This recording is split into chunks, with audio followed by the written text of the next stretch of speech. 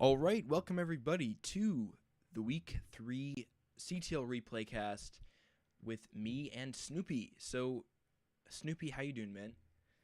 I'm doing good. How about you? You know, not feeling the greatest today. Um, getting a little bit sick, but Ah, powering through here and excited to cast these games. So, we're not going to spoil anything here as to the results, but we are going to be potentially a little bit more analytical this week, maybe analyzing things, perhaps pausing. I know Snoopy, of course, to anybody that's not familiar, is a Masters Protoss, so he's kind of leaning on him a bit for his analysis of some of these technical things. And then also, put this cast out for other Masters players and higher on the team to analyze all our matches. yeah, I can't wait to get started. Alrighty, so set game number 1 was Turdio versus Electric Plumber. Yep, week 3 against ScSwrm, who is the reigning champs from last season. Right. They won last season. They didn't drop a set. They were undefeated. Sorry, they did drop some sets, but they did not drop a week, and that was pretty stunning. They got a lot of 7-0s, so it was a crazy season for them. But actually, the week before this, they had lost, so showing some signs of mortality here and showing that they can be beat. So we came into this week with a lot of expectations for sure. But to introduce our players, we've got in the top corner of Fracture, the Red Terran Turtio. And spawning at the bottom right, we have the blue Zerg player from ScSwrm, is Electro Plumber. You know, that's interesting because water and electricity do not go well together. Yeah, that So is true. electric plumber. Yeah, I mean, it's not spelled exactly like that, but that's true. You're right. that's what I have in mind. Jaded Shard pointing out that gotta change the overlay. That ScSwrm had a plus 53 map score last season, which is Jesus Christ. absolutely nuts. Yeah, that's pretty impressive. I mean, talk about a dominant season right there. I would say the most dominant in recent CTL history. Yeah, for sure.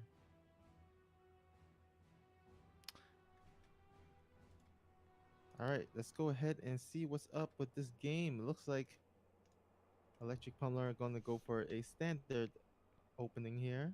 Not too crazy. Now, we don't see any proxies from Tertio, which, you've seen pretty often nowadays from Terran players. They like to go ahead and proxy. I think it's basically kind of the influence of Maru, but looks like Tertio is going to be content with just going for a standard opening as well himself. Yeah, so Uh, I'm gonna Degenerate Love says the stream seems really quiet. Is it just me or have it all the way up? Oh wait, no. And then Andy No says sound seems fine on my end. Okay, I just turned this up a little bit. I guess now for the people, might have to turn it down a bit, but we're both balanced, so I think it should be fine. I know, of course, some people might have stronger sound outputs than others. So here we go. Turdio coming in with a Reaper here. He went for a CC on the low ground. A little bit, it's an economic risk here in TVZ. And he needs to get out with his Reaper. He's going to get out and scout the third base. There you go. Needs to keep that alive. Yeah, that's some good scouting though. He sees everything. Also sees this faster. Oh, actually does get a little bit delayed on the CC. Is so close to being done too. Oh no. Yeah, Turdio went for Hellions, so he didn't produce any more Marines. It's going to be, the Hellions are coming out very soon, but still, those Lings are going to get an insane amount of damage on that CC. There's an opportunity now for possibly a future bust or something if that CC is not repaired. But luckily, he finishes it so he can lift it off before he takes any more damage. Yeah, so Tertio, when he finished that command center, there's actually a way to actually save the SCV. You could just automatically load it into the command center, and it will save the SCV from dying, which is a little bit of a Terran trick that Tertio might want to do next time. Yeah, it's a good point. Loading SCVs, it's not something that we see a ton. I think a long time ago it was maybe something people thought about a ton. But, the CC is burning. Is it? Okay, it's being repaired. So Tardio has a SCV on it. So that's going to not an issue. But still, forcing some repair minerals out. Now Electric Plumber is coming in with more Lings. He continued the pump. And there are Hellions here to push this back. But they're still going to slip into the main and get a few SCV kills. This is really nicely done by Plumber. A lot of damage on those Hellions as well. He got one Hellion, and those other two are pretty weak. So yeah, might be a good time to repair that too. Yeah, for sure, especially with Banelings coming out. Turdio is transitioning into some Liberators. Interesting. He's going for a bit of a mech style. Looks like Tertio is not up to par with his micro, because I feel like that Liberator should be sent to at least do some harass while the SCVs repair the Hellion, then the Hellion can join later on for an attack. But looks like he's just gonna go ahead and just keep that Liberator at home. Oh, but we have a bunch of Lings and Banelings coming across the map. Now, one of the things about losing your Reaper is that you don't actually scout this. Yeah, luckily there are a lot of Hellions here, so Pureling will not do good, but here the Banelings are And if he gets a really nice connection on a huge clump of Hellions and SCVs, that could be devastating. Now, one of the things is Plumber's got his third base up, but he's not been droning. He's been investing really heavily into this. But Turdio doesn't seem to have a great response. He's supply blocked here. He doesn't have a wall. He went for a fast third CC, but he's not producing much at all. This is really going to hurt him. Yeah. Now, when you see a bunch of banelings like this, the first instinct as a Terran, I feel like you should start walling off your natural, right? Like you should start walling off with buildings. Yeah. Now, the first bunker just thrown down, but is a bit later than what I would expect. Maybe a bunch engineering bays or supply depot just gotta wall off your natural immediately. Yeah, and again, Turdio with a very fast 30. He was supply blocked for so long there, and that's really gonna hurt. He's down in army supply, but Electric Plumber again is still investing a ton into this. He's not droning very much. Okay, now he's finally getting some drones and add to the third. But it's a late drone up, and he's investing quite heavily into this Baneling force. And if Turdio, his production has not been up to speed, then we could see Electric Plumber come in. Maybe he waits for some Hydras, but with a really strong Ling Bane Hydra, kind of busted the net. You know, when you said his production is not up to speed, I have to agree because, right, you know all the Lings and Banelings that Electric Plumber invested in, yet he's still way above Tertio in terms of workers, which is not supposed to be the case. If you have the Zerg investing so much larva into that instead of producing workers, then usually it should be the Terran that's ahead in workers. But anyhow, it looks like Electric Plumber is gonna go for the attack. Still no wall yet. Okay, and a massive Widowmine hit. Okay, that's actually going to save this base. He might have still been able to get a wraparound on that tank. Ooh, nice double prong attack though by Tertio, going for the Hellions at the dirt while getting the Liberator at the natural. So nice double prong attack. Yeah, there was a lot of drones that went down, and Electric Plumber has been skipping some drones that is pretty significant. And actually, the Banes kind of went in piecemeal, and they got all destroyed for only the price of a bunker. So that was a nice defense from Turgio, and that double-pronged attack, like you said, was huge for getting Turgio back.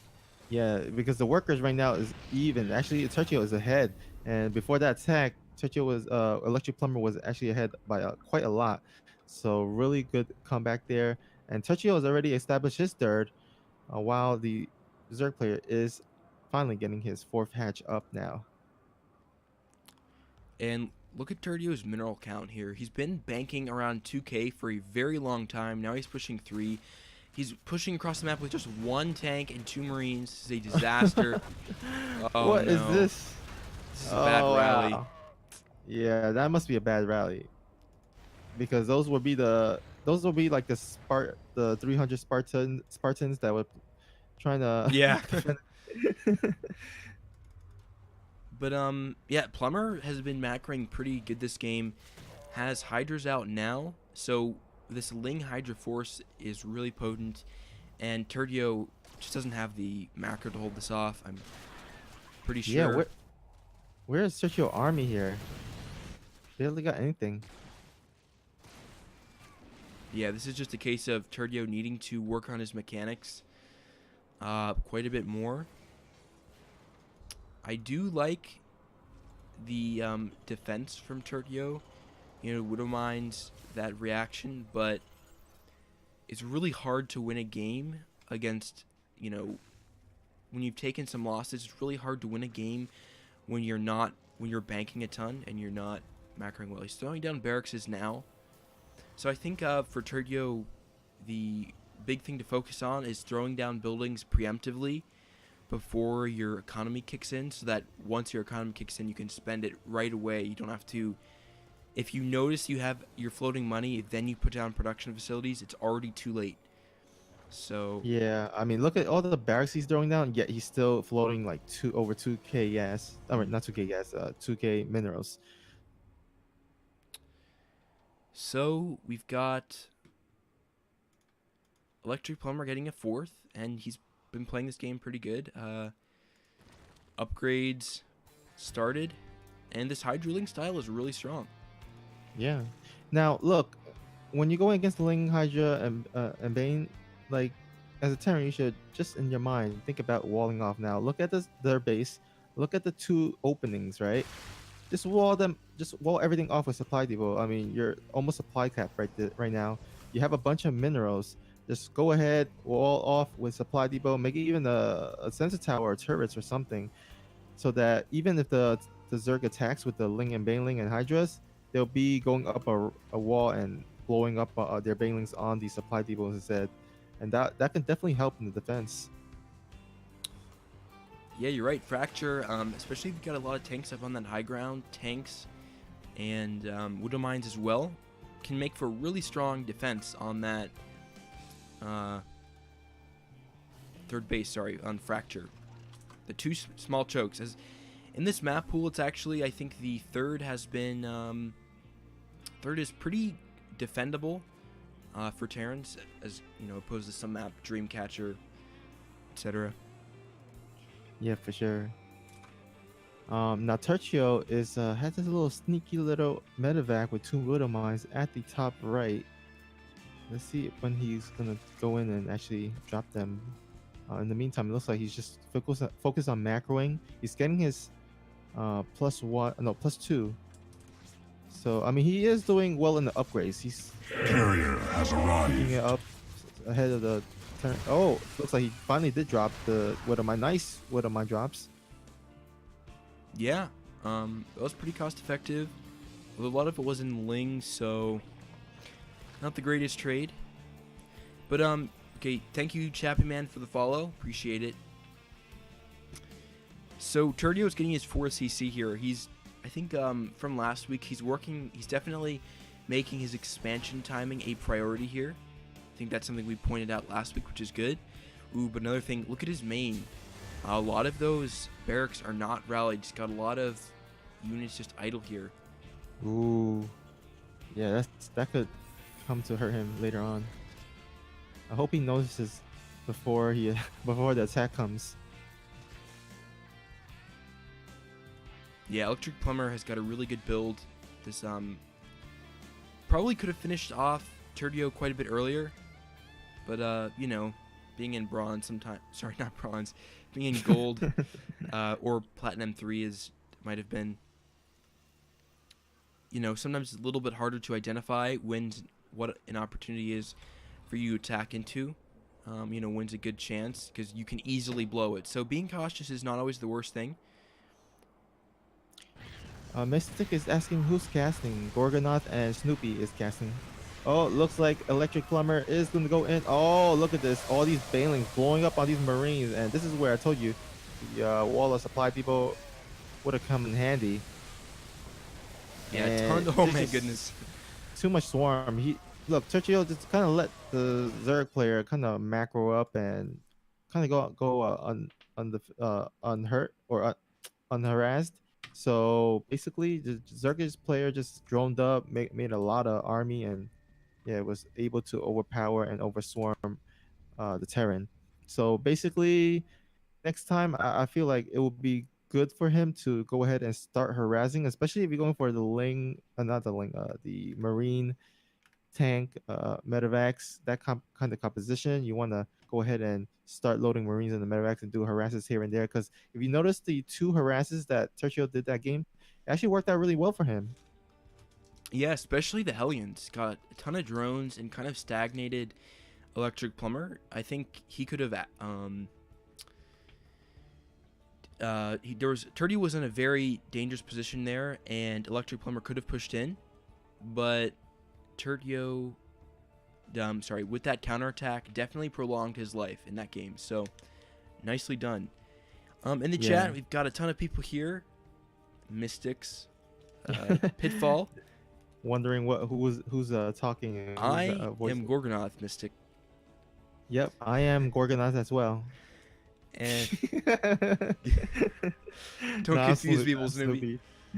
I'm Snoopy here, so I mean I cast it so many times. I hope you realize my voice by now, but it's okay.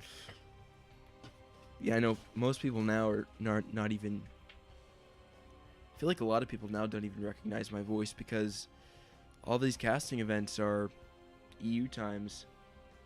I know I griped about it last week, so I guess I can't gripe about it again, but still.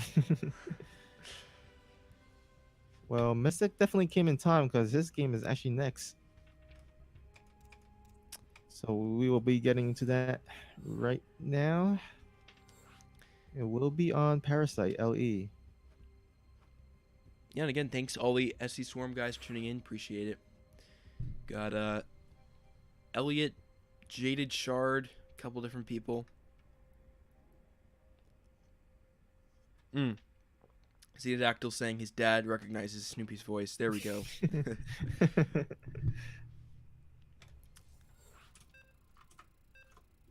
Sean Goodman doesn't want to watch this game.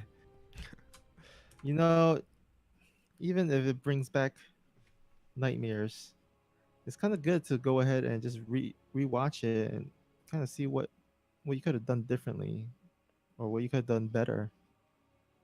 Yeah, it's kind of like salt water in a wound watching your replay get casted.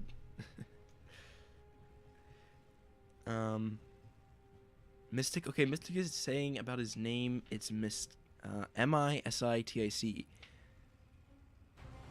Mystique, Oh, okay.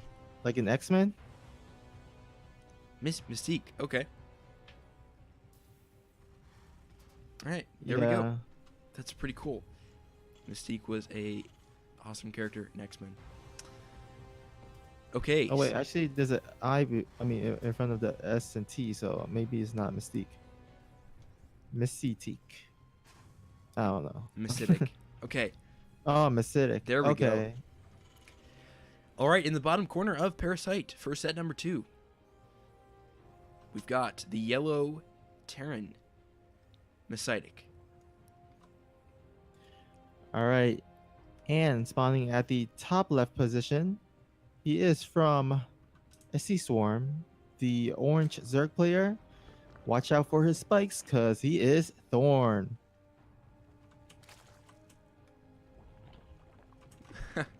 Apparently, I'm still getting Mysitic's name wrong. Okay. That's what you get when you have a complicated name, Mystic. So, TVZ. I mean, last week we got 2 very long TVTs to start the cast off. So, we're getting some TVZs here, which is nice. And on Parasite, what are your thoughts on TVZ on Parasite, Snoopy? Well, definitely a good map for tanks. If you look at the ridges, you know the SCV where it is in the like kind of dirt base area. Mm-hmm. Yeah, if you park the tanks like at the top, that in that choke area, that could be really strong. So, tank play I expect will be really strong on this one, and also with the little, I guess, jumping area and the main base, Reaper openings are pretty common on this map, or at least implored to, because you can jump into the natural as well as into the main. And here we go. The first Reaper comes in. See what damage you can get. So far, 1 Ling, and good Myco so far. Yeah, nice. Keeping that Reaper alive for future scouting is really important. Gets a Ling. I'm probably going to be able to hop back in to jump in. Hop back in to get scouting later on. We have a Roach Warren, so this is going to be some 2-base Roach play. Yeah. So this is where Mystic, I'm just calling Mystic. I don't know how to correctly pronounce his name, but Mystic can go ahead and jump into the main area instead, because you see the queen at the natural. This could be his chance to go ahead and scout, and you would be able to see the Roach Warren. Now, he does got the SCV at the third. He has his Reaper out, so he should know that something is up, because there's actually no third base yet. And if he goes into the natural and see the drone count, that would be a really good indicator, because there's only 3 drones right now. It looks like Mystic is going for mech in this game. He's got an armory on the way, and it's going to have 2 factories with with reactors. So, but the roaches are already out, so this might be a little bit too late. Okay, the Hellions and the Reaper spot a group of roaches moving across, and he loses the Reaper already, so I think this could be too late. He's producing Hellions. He needs to get Cyclones in the production. I don't think he has Yeah. enough minerals.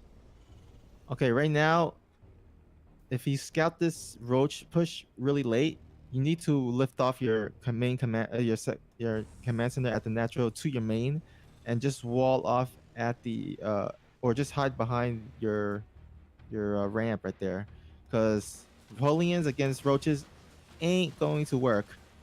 So now, with that supply depot being made and that barracks being made, all that is a waste of time and wasted resources. So he should have lifted the CC actually way ahead. Yeah, the CC is lifted now, though, and he has the Cyclone out. He needs to wait for some more, and he can morph those Hellions and Hellbats. Oh no, he's not waiting for the Cyclones. One's down already. He's pulling SCVs. I think Mystic had a decent defense here if he just waited.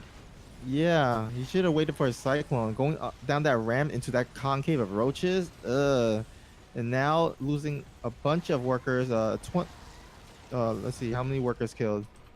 12. 12 workers. Wow. Now, this isn't the end of the world completely for Mystic yet. The drone count is not super high, and the third is very late. Yeah, that's a saving grace for Mystic right now, because the Zerg does have only 2 bases, and over time roaches actually aren't as great, because cyclones and even bio just really does well against roaches. So right now he should just go ahead and continue macroing up. Moving out with these cyclones is kind of dangerous, because he knows that the Zerg players has a lot of roaches, but he's gonna try to make this work. Yeah, morph those Hellions into Hellbats, and now he's picking up quite a few roaches, but he can't really afford to lose these Cyclones. Well, okay, Lings are out. Now they're going to get on top of the Cyclones. If he loses these, it's going to be really bad news for him. This is Mystic's whole army, and now Thorn can push across the map with Lings. Okay, morph of Hellbats will clear these roaches, but that's a lot of Cyclones that went down here. I think if Mystic would have waited for maybe another round or two of Cyclones and Hellbats, this could have been a much stronger push, because at that point Zerg is then trying to secure his third, so he's going to be not being able to produce roaches as much when he's getting or maybe that up. just wait for army so he get the blue flames. Right. Yeah, and then make a timing attack once blue flame is about to be done. Yeah, I think Mystic definitely could have won after he defended that roach push. Now it's not looking so great because his army is so small. Yeah, well, the good thing is that Thorn is still on 2 bases, so you're right. Still have yet to got his third. And Mystic's putting down his third. Building it as well in his main. But Mystic actually there's no glare here for the Zerg too. Yeah, go ahead. Continue. Mystic is actually going to clean up this force of roaches here and Lings in the main, wow. Yeah. middle of the map, excuse me. And yeah, Mystic's not doing too bad.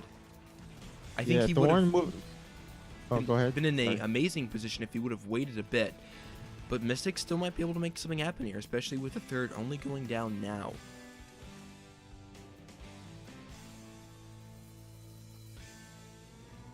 All right, time to repair those cyclones. So much of the cyclones are injured, so if you can repair that and then make another push later on, that'll be nice.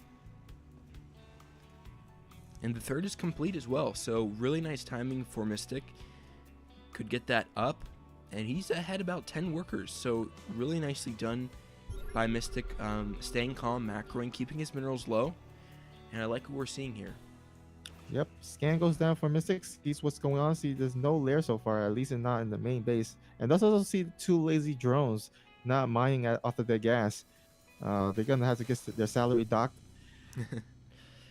Okay, now there we go, finally. Yeah, I think with this force, Mystic could win.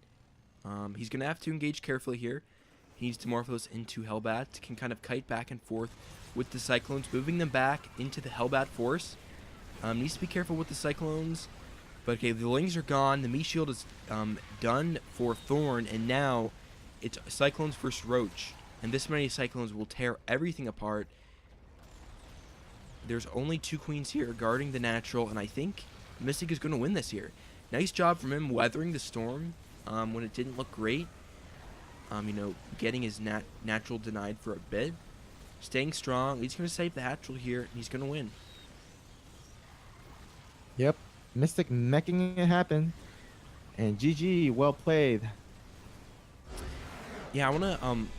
that engagement was really nice from Mystic, moving in with everything.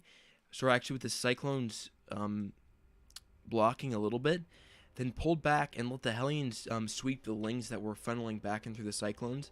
That's a small thing, but it's really nice because the Cyclones take the first couple hits from the Lings, and the Hellbats get a couple swipes off for free with Flames, and then the Zerglings did not last long at all. So, well done for Mystic. Yep, and I guess score currently tied 1-1.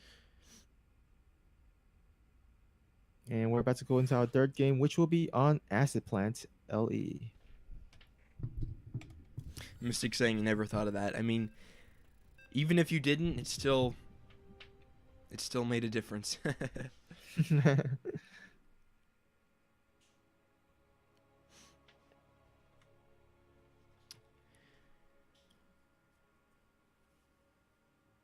Vayvictis, someone we've seen a lot of in the last season for ScSwrm. Been a solid player. And she's spawning in the top position of Acid Plant as the Red Zerg. And spawning at the bottom right, we have our orange Terran player from Psionic Aftermath. It is Cosmic Hero. All right, our third TVZ of the day. I will take it over 40-minute TVTs. Yeah.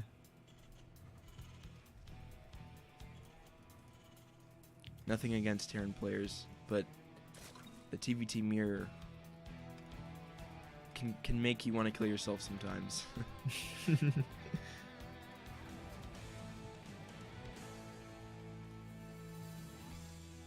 All right. So first of all, I love the scouting pattern of Vayvictis because usually he's scouting in the area where he's scouting in the area where usually Terran proxies barracks, and you definitely don't want to lose to proxy barracks against Terran. So good, nice scout there.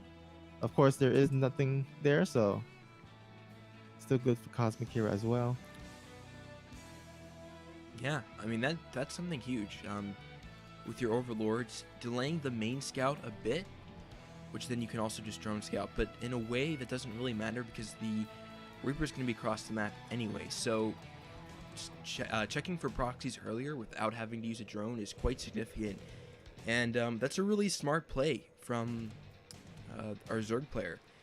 Now again, this is the set number 3, and the way this set works, it's a last season it was a plat set, and this season it is a diamond 3 and under. It's a 3.7k MMR.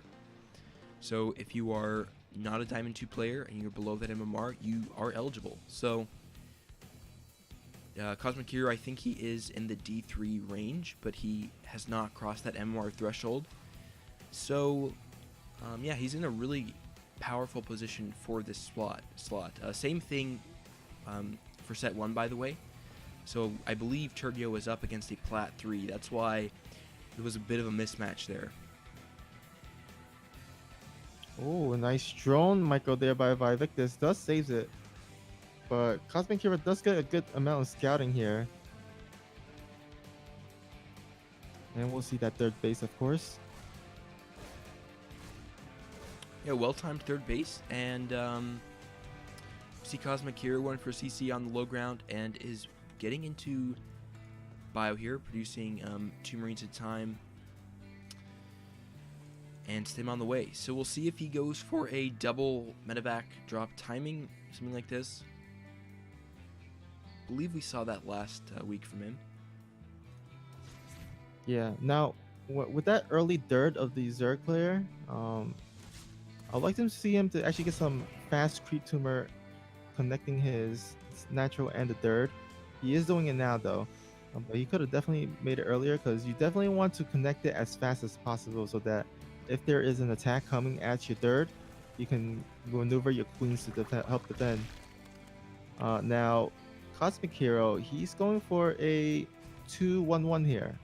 So he is going for that double medevac drop, which should hit as soon as Stim is about to be finished.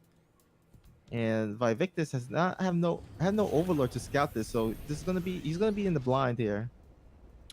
Yeah, and um, Vivictus. Okay, he did actually fly his Overlord in, but it did get gunned down shortly into the base. But it actually saw everything, including Stim. So Okay, okay, Vivictus knows this is coming. yeah, you should at this point you should know the timing of the two medevac marine drop because it's just a really common build by Terran players. So you should know when to make units and when to expect the attack to come.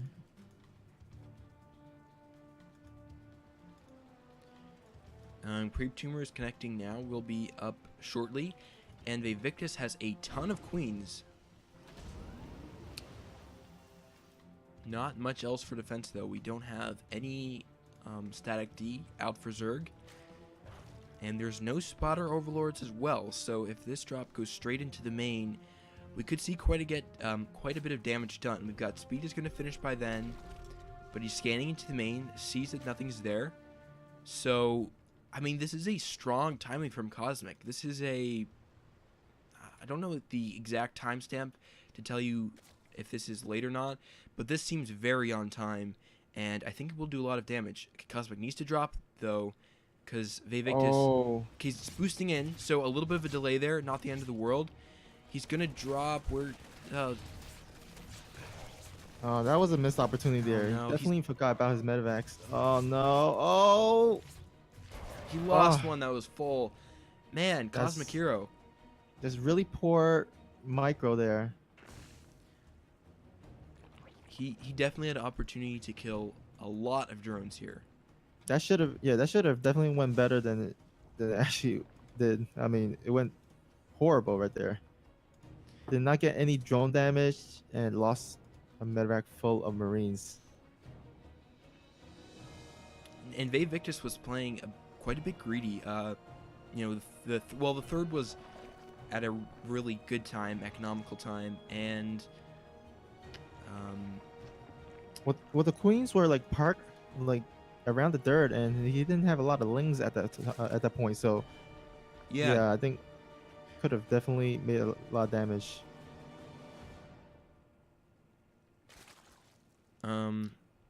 Mystic is asking how should Terran play 2-1. I think Cosmic played it perfectly, or played it very well. Just the execution wasn't quite there. Yeah, the micro was not on par because that attack you gotta attack as soon as you can, and he allowed Victus to go ahead and maneuver his queens all the way back to his main as well as the Ling. So you don't want to give him time for that. Now imagine if he dropped that immediately and then he started stemming and all the Lings started rolling in while the queens were lagging behind. Oh You no. could have gotten a lot of Lings, and then once the queen come back and come and help, you can go ahead and start sniping them if you want to, or just run away. And also he can use those medevacs and marines to snipe all these creep tumors that's spreading rapidly so far because there's a lot of queens out, so a lot of creep tumors out on the map. Okay, things looked really scary for a second. Vivictus coming in with all his lings, and Cosmic Hero's army was actually way out of position. If Vivictus ran into the natural, this game would have looked very different. There was no wall up at that point, but Vivictus missing an opportunity, luckily for Cosmic. And now Cosmic's in a decent position. His army supply is still down a bit from losing those two medevacs, or losing one medevac full at least. But again, a lot of the Zerg supply is in lings, so if Cosmic Hero has good micro, he can definitely make this trade worth it.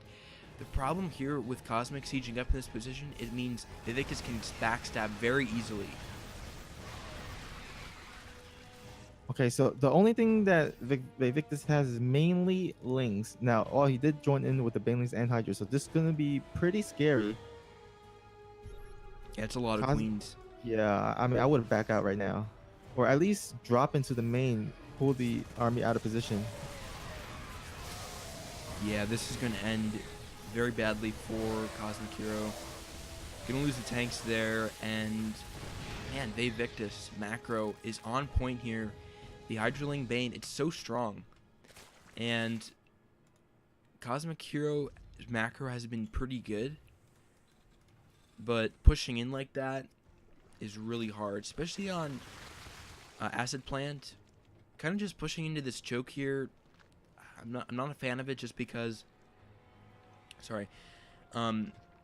Just because you're not really pushing into the third that much. Zerg can just wait to get a really strong army and then push in. Another thing here is Cosmic Hero's third is very exposed. I would have liked him to take the other third in the bottom because that's the direction he was pushing. And now he has no vision at this top side, and he's going to get blindsided by Victus if he's not careful, and I think he will right now. So Mystic says because I do like one. Oh wait, actually hold that thought. The Zerg army is going in, killing a bunch of SCVs, and we'll definitely get this third. And like you said, that there was just really exposed, so really easy pick off for Victus. Yeah, when you're taking on Acid Plant, when you're taking this base here, and against a Zerg that you know is Hydraling Bane, so very mobile, you gotta have some sort of vision, whether it's a Marine or a supply depot at the edge, to give yourself a little bit more of a chance to react in time. Because if in this position Cosmic Hero was sieged up nicely and had a good Marine concave, maybe he could have defended, or at least been had much more of a chance of saving that third. But Yeah, as it and is, now nothing. Cosmic Hero for some reason is actually moving his Medivacs up front. But anyhow, nice pick off at the Queens.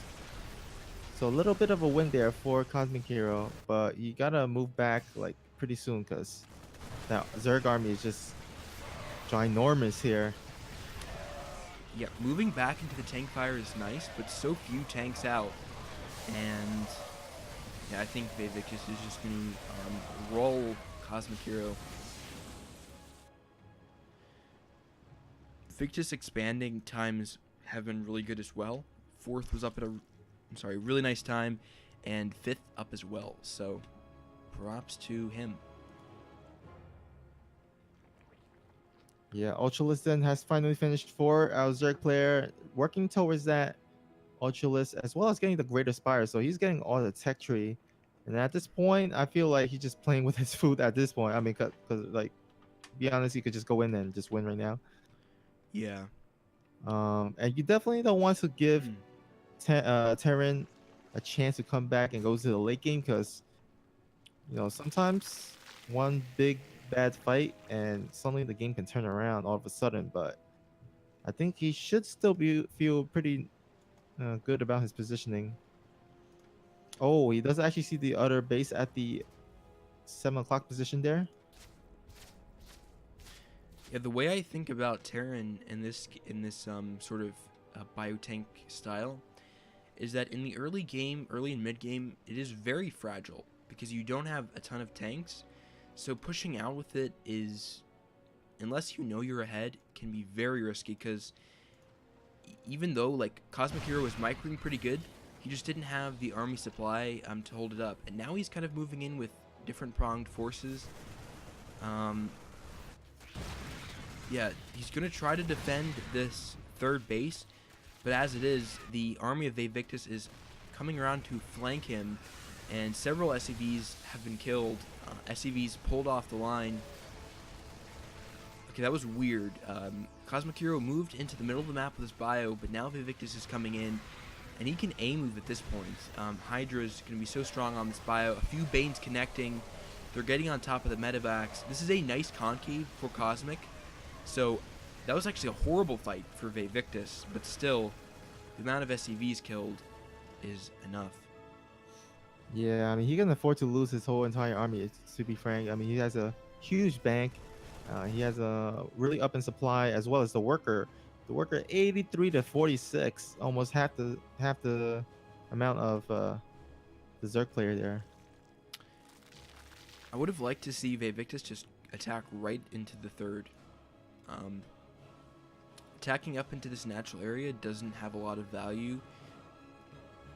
You know, attacking the only mining base of Cosmic Hero would have been much more cost effective.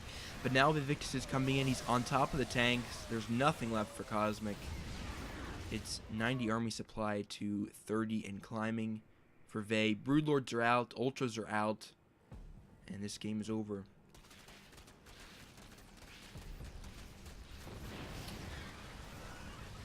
All right, trying to do one last stand against this one Ultralist. But there is another Ultralist. Oh, actually, he just backs out. Yeah, Vivictus being super passive right now. He's either playing super passive or he's just playing with his food at, at this point. I'm going to be morphing a ton of Banes once those finish. I'm assuming he's going to move in.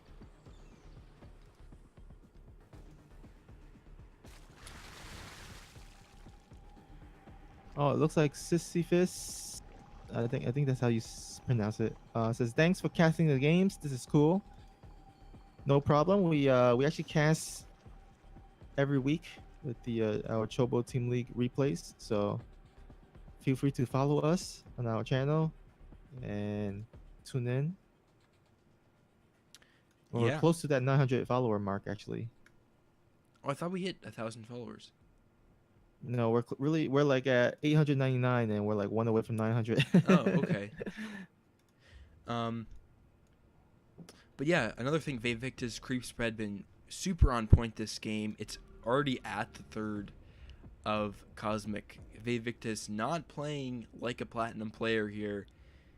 Decision making been really good. Expanding been really good. Attacking, not the best situations, but when you have the power of Zerg macro, you can make up for it. And I'm just waiting for him to move in here. He's going to move in with the Broodlords. Cosmic Hero only has 100 supply to Vey's maxed. Just a nice macro win from Vey. And this is pretty much it. Baneling's rolling in. Marines all getting decimated. Carrier has arrived. Just no answer for this Zerg army here. Yeah, thank you for the follows, Sisyphus and somebody else. Don't know who that is.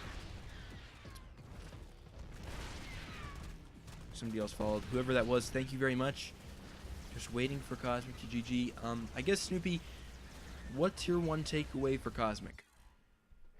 So basically, when you open with that 2-1-1, and this is also for Mystic as well, because he says he likes doing 2-1-1 on all the time on ladder. With that 2 medevac drops full of Marines, you gotta get damage done at that point, because if you don't get damage done, usually you're like kind of far behind, and it's kind of hard to climb back up. But I mean, he microed okay for the most part, but with that 2 medevac drops not getting any damage at all, that I think that was kind of the main thing I took away from that game. Yeah, I agree. I think also the push out wasn't the best decision. Yeah, That's pretty big. I think for if you're doing this biotank style, you gotta be sure that when you push out, you gotta be sure, one, that it's in a place where you can actively punish the Zerg, which it wasn't, and honestly, I think waiting a bit longer into the mid game to push out is a better idea, and try to push the Zerg back by harassment with drops, Hellions, running in, as opposed to your whole army, because you're basically risking everything. If you if the Zerg gets some really nice bailing connections, you can lose the game because Zerg can push across the map. So I think better to rely on harassment in the mid game until you're confident you can move out with the biotank force. Yeah, for sure. I mean, especially if you're behind, kind of harassing, doing drops and stuff is your answer to come back into the game as you work towards the optimal amount of tanks, so that when you do have that optimal amount, you can go ahead and push and then get a good fight, and then maybe even win that game. Agreed. And we are moving on to game number 4. This is the Diamond 2 set. And, sorry, his name is Jaded Shard. He's the red Zerg in the bottom corner of Cerulean Falls. Before I introduce the next player, thank you Pitfall for that 10 cheers. He says for John Goodman's GMs. All right. Wait, who did you introduce again? I introduces Jaded Shard. Okay. All right. Top right corner of the map, we have our blue turn player from Psionic Aftermath. It is John Goodman. Hey, welcome back, Azuri. I don't know how to pronounce the name as well. So many names. So many names I don't know how to pronounce, because they could be pronounced like different ways. Yeah, it's true. So, okay, TVZ on this map. We've talked about this a couple of times. This is like the 4th or 5th TVZ or something. Yeah, but I mean specifically on Cerulean Fall, one of the huge things is 2 base pressure is not quite as good because you do have that smaller ramp, so walling off is easier. And it's a big map, so getting the 3rd up is pretty easy, but moving beyond that can be difficult. For Terrans, I think harassing is important with medevacs. If the Zerg gets beyond 3 bases, that's can be really strong with Hellions as well. And for Zerg, keeping the Terran on 3 bases can be, kind of how the game plays out. So we'll see how this game goes. We can see some macro games, which is really cool. I'm happy that this map is in the pool because, a lot of the other maps are smaller and don't lend to macro games. But I think this one, if the players choose to go this way, we can definitely have some of that longer macro. I feel like this hatchery that's being made maybe wronged him in another life. This Reaper. He's Giving it attacking his all. fiercely. Yeah. He wants to single-handedly kill that Reaper. I mean that hatchery. But that Reaper is too weak. We'll have to rely on his Marine buddies. Now this guy, John Goodman, is going for another 2-1-1. So same build, that 2 medevac Marine drop. Let's see how this goes. Hopefully this goes better compared to Cosmic Hero in the last game. I just want to point out that one of the minorest things possible, but John Goodman was the first player, I think, this cast to use his Reaper grenade effectively and actually push the Queen back the first couple times. The Queen was actually pushed closer to the Reaper, and the Queen got a couple extra shots off, so it's just nice to see. It's probably not extremely important, but still, it's nice. Yeah. All right, now that Overlord in the outside of John Goodman's base, I feel like his days are numbered, because that is like open target fire right there. I mean, if you want to imagine like hunting a duck in the air or a bird, I mean, that's going to be what it is when the Marines come down and shoot above. Yeah, this is like skeet that's stationary, and these Marines have grenades pretty much. Yeah. That Overlord is like, come on, fight me right there. So we don't have any 2-base shenanigans that is so typical from these dirty ScSwrm Zergs. We have a macro style here from the Jaded Shard. Nice 3rd timing, and going into the Ling style. Now we have John Goodman going for this 2-1-1, and I'm pretty sure it's later than Cosmic's. Could be wrong.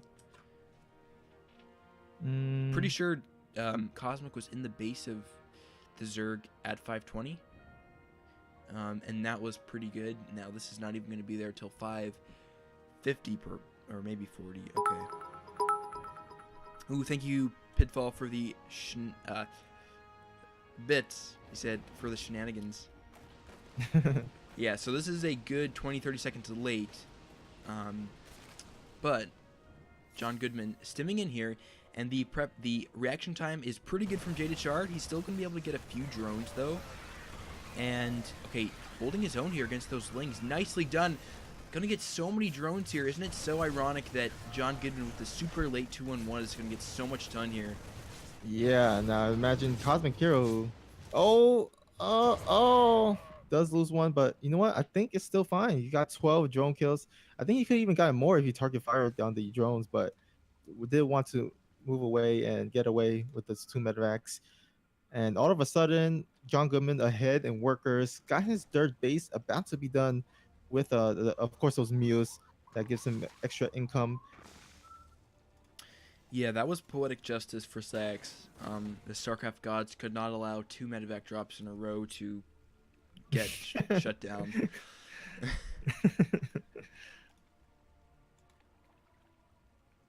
So Jaded Shard, will we see that Hydra Ling Bane style? I think we will. There's no tech out from him yet, though. Yeah, only relying on Ling and Baneling. No, not even Baneling. He doesn't Yeah. even have it. No nest, which is quite odd. And John Goodman getting into his macro, he's got, because like he's going into Marine Bio, and he's producing, he's got a Liberator, his third is almost done. So the third timing is a bit late, I think, but still if he gets it up right away and it doesn't get attacked or canceled right away, I think he will be okay going into the mid game. Oh, what happened? Oh, wait. Did he send back his Marine? Oh, yeah, he did send back his medevac Marine. I think he could have actually used it to harass instead of just walking back, but looks like he wants to go for a timing attack here. Oh, and we here have the Lings going in. Oh, no. Oh, that's so brutal. John Goodman's army could have easily beaten that. But now, oh man, this is... Now all those drone kills that he got in the beginning. You know what he needs right now? A recall. Oh, Lamphere said it earlier too in the chat. He's like, recall, imagine. I think all races that play Zerg need recall. Oh, he doesn't even lift off the command center. He loses it. Oh no. Okay, so basically John Goodman definitely has to win this, or else he's going to be in a really tough position. Now the Baneling's armor doesn't have speed, so this is really good for him. You just need to micro back. Okay. The problem is though, he got the, but that was the 4th base. Jaded Shard is perfectly fine to go 3 base first 1, and all Jaded Shard has to do is wait for a couple macro cycles, and now he will be fine. So that's really unfortunate for John to lose that natural just completely. Yeah. And he's fighting on creep, so even if the Banelings have slow speed, it gets a little bit of a boost just being on creep, so And he definitely doesn't want to fight there. Bane speed is going to be done. I actually would like, I wonder if he could just do a Doom drop into the main as a last ditch effort. Oh, Baneling speed just finished. He picked up all his units there, didn't lose any to the Banelings, but still it's just too late here. Oh, but his rally, the army they're walking to the death. And now with the flank, Jared Shard is going to go ahead and clean up this army, no problem. Jaded Shard. Will that tank? Okay, that tank survives. Cutting John Goodman to pieces. Yeah, like Shard of Glass. I wonder what type of shard Jaded is. Definitely the glass breaking one. Or the question, is it a glass shard that cuts your hand? Maybe it's just a Terran glass shard or something. Or just like a fiberglass shard from a ladder that lodges in your skin. Ah, that sounds like it hurts.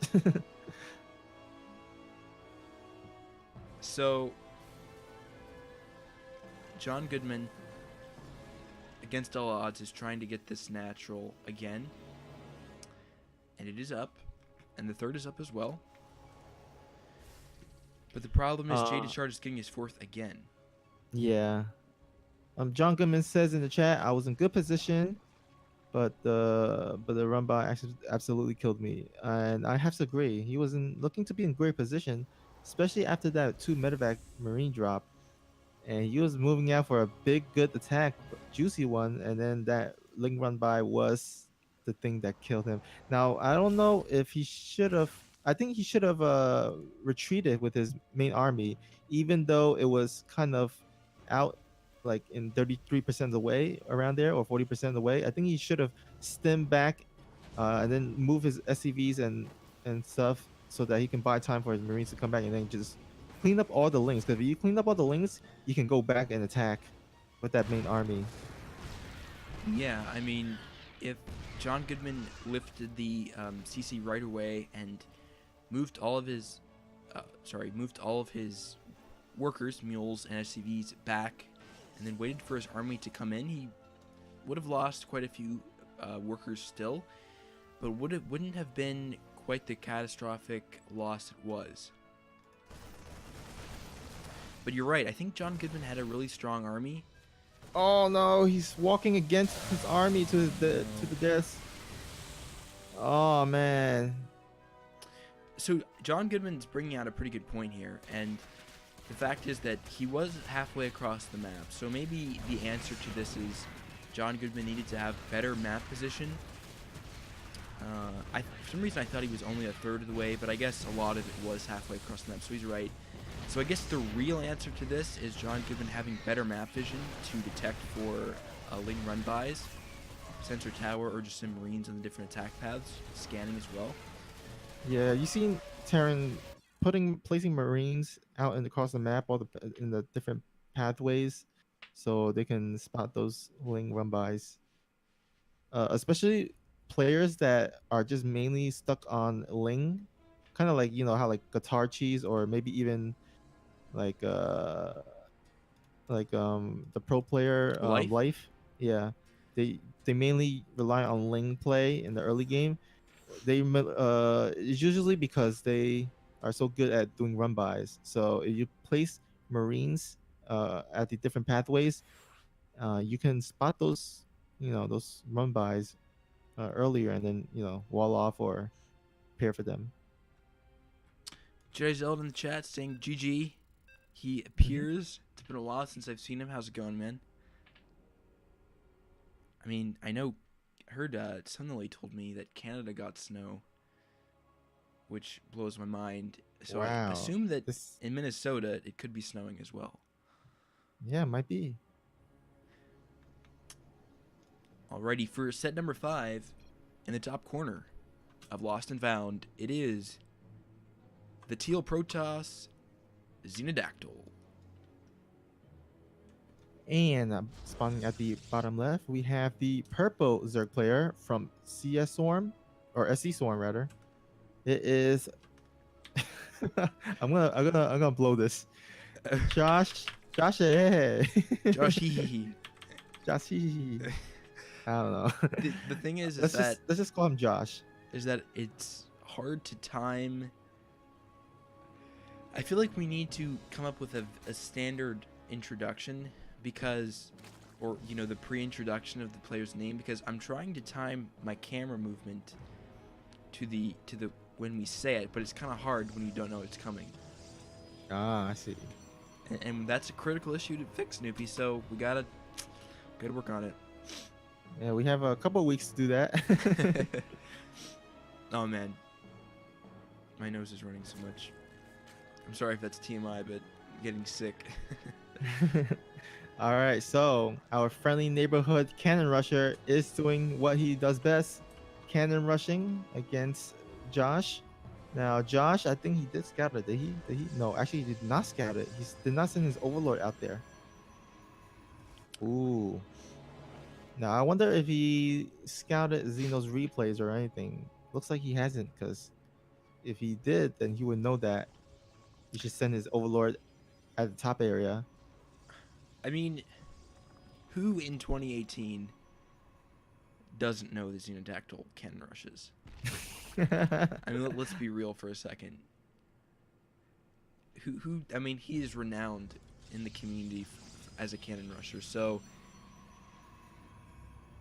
the interesting thing is that this isn't a straight cannon rush. This is more of a cannon contain into Robo. Is really what it is. Yeah. And again, he's stealing that gas from that Zerg, which I love, because if you're gonna go ahead and cancel the hatch actually. Oh wow, he actually gonna take it again? Wow. But anyhow, like usually the transition for Zerg players is to get to the second gas, go for a lair or roaches, get some ravagers or maybe even Nidus play. And with that delayed second gas, that's gonna delay Josh's tech path. So, Zeno has more time to actually mass up to defend against anything that Josh throws at him. Now he is looking like he's gonna go for roaches. So he's definitely gonna go ahead and start maybe getting that second gas. Gotta get that second gas immediately. Oh, it looks like he's not gonna actually. Oh, I love the way Mystic's describing this. He's saying it's more like this cannon contain he's doing. He's playing. Xenodactyl is playing with his pet called Zerg. That's a perfect way to describe it.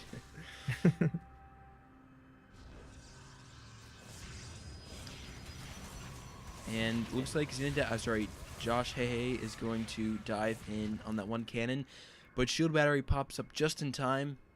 Give that cannon a boost. Yeah, and still no second gas by Josh, which is such a big mistake here. It's gonna really limit the amount of roaches that he's trying to make, and also even limit the amount of ravagers he can make as well. Yeah, and basically the real strategy in this position for Zerg is Ravager and Nidus. There is a Overlord across the map for Josh, and there's Ravagers out, and there's no Immortals yet, but once he gets an Immortal out with shield batteries, it's going to be really hard for Josh to contest this low ground. Although he needs to be careful here. Ooh, that stalker almost close to dying. Yeah, the Ravagers are really strong. The creep spread is moving forward here. If this gets established, this is going to be so tough for Xeno. And Mortal is out. But shield battery mana on one is already drained. He has on the other. But this is actually getting a little bit dicey for Xeno here. He loses one Stalker.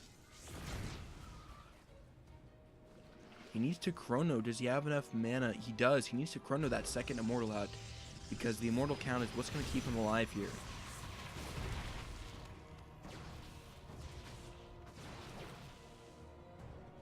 Oh, actually, now with Josh kind of giving up the natural, that kind of gives Zeno the map positioning in terms of staying his units down at the ramp to attack any units that comes down. So right now, things going well for Zeno. Look at this. Still no second gas by Josh. Man, I mean, I have to assume at this point that that's a mistake. Or he just doesn't like gas. Maybe Yeah. maybe he ate a burrito and had too much gas and doesn't want any more gas. No more. No mas. So, yeah, I guess Xeno is basically going to win now. He needs to get his natural established. This is something which has kind of bugged me about this strategy from Xeno, is that the natural of Xeno is late. Well, I don't mind, because one base ProScience against one base Zerg, I think it's still fine. Okay, finally getting that second gas. Jesus. Finally. But again, Xeno already has his Robo Bay already out, so he can start making disruptors. Okay, so Josh is moving in here. This is basically his last army here that he can produce off of this one base. But Immortals are so strong, and he's cleaning up a lot of them. The thing is, he's zoning really well with the Ravagers. He's got one static D out, and yeah, he's going to clear that up now, though. And now Josh is kind of ceding the natural again to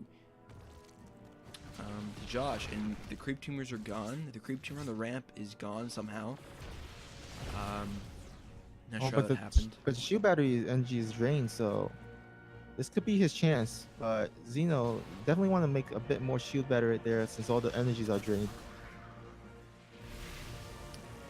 And still 100 energy for Xeno on his Nexus, so he's saving all that energy for something else. Maybe he is saving the energy to storm or something, because I heard that if you get a 100 energy on Nexus, you can storm with your Immortal. Yeah, that's true. You definitely can. So Disruptors here getting some really nice shots.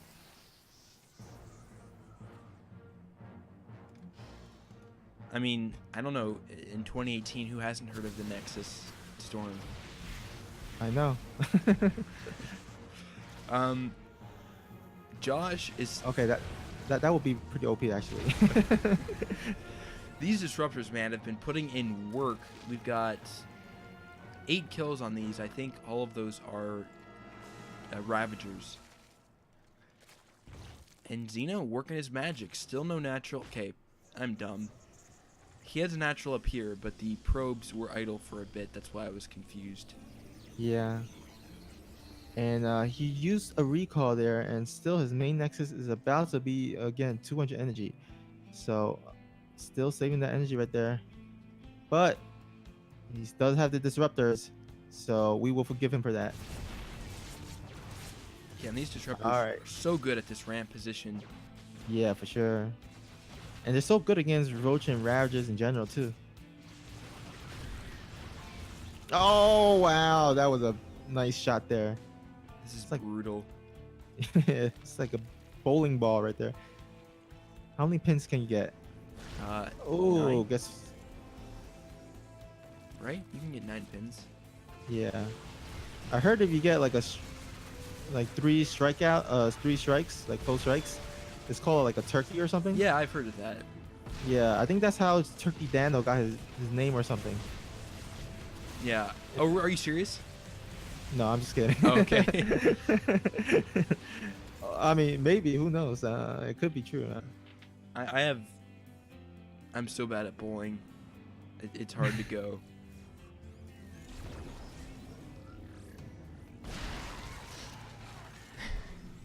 And so yeah, basically at this point, Xeno, all he's got to do is just whittle his Zerg opponent until he's mined out in his main, and just force him to come down the ramp. Because right now, Josh has absolutely no answer for this. He doesn't even have a Nidus. He doesn't have like an Overlord drop. He has no way to get outside his base. And Xeno has 2 bases, so all he needs to do is just stay at the ramp, contain him until the Zerg is run out of money. Yeah, well played, Xeno. And honestly, Josh, he is...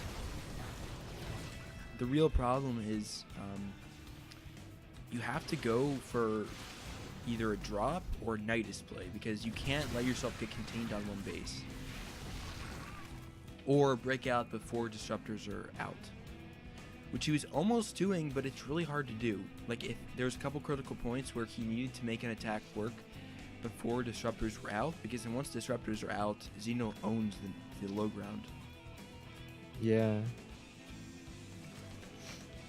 Now Xeno is the one playing with his food, because you can actually go up and just kill it right now, but he's gonna go ahead and continue macroing up, getting some more Disruptor shots off.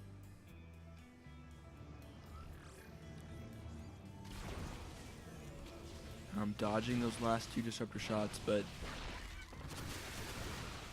Oh! I guess Josh... Oh! Nice, get one there. I love how the Yeah. Ravager death animation, they spray into a million pieces. Yeah. Oh, I like that Ravager skin. It has all purple body, but like an orange head. Yeah, It's Ravagers like are his cool. yeah, their heads are glowing. Oh, it looks like Josh is going for it.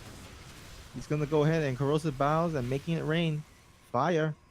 But Xenodactyl managing to dodge all of that. Oh, great. Oh, my God. That is just... That is... That That was huge. was beautiful, So Xeno. yeah, he took all the fire from those corrosive bow, balled it up, and threw it back at him.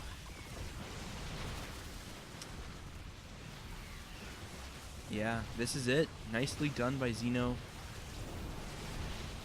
Let's see if we can get one more juicy... Okay, there it was. I was going there we to say go. juicy We had to disruptor get shot. one more. That the one disruptor from the original fight has 27 kills, and remember, a lot of those are Ravagers. Nice. Victory for Xenodactyl. So now it is 2-2. Or 2-3, sorry.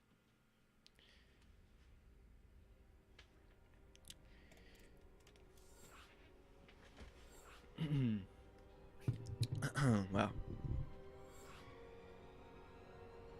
So, our Diamond 1 set is going to be Terran Lord versus Blisk. Blisk. Oh, Blisk. There we Yeah. go. Okay. And it will be on Lost and Found, LE.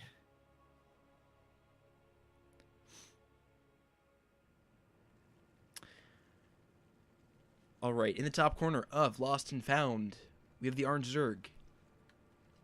Blisk. All right, let's try to get this timing down. At the bottom right or bottom left, we have the green Terran representing CSO. Oh no, PsiX. It is Terran Lord. Pretty good. All right, plus. nice. Hopefully, we can work to the A minus and then A and then A plus. So we've only seen TVZs and PVZs. Thankfully, no mirrors. Yeah. However, all the previous TVZs had no proxies at all. Terran Lord. Oh, actually, he sent his SCV really early. I thought he was actually gonna proxy, but never mind. Looks like we're not gonna have any proxies in any of these games. So Terran Lord's just gonna go for an early, really early scout here.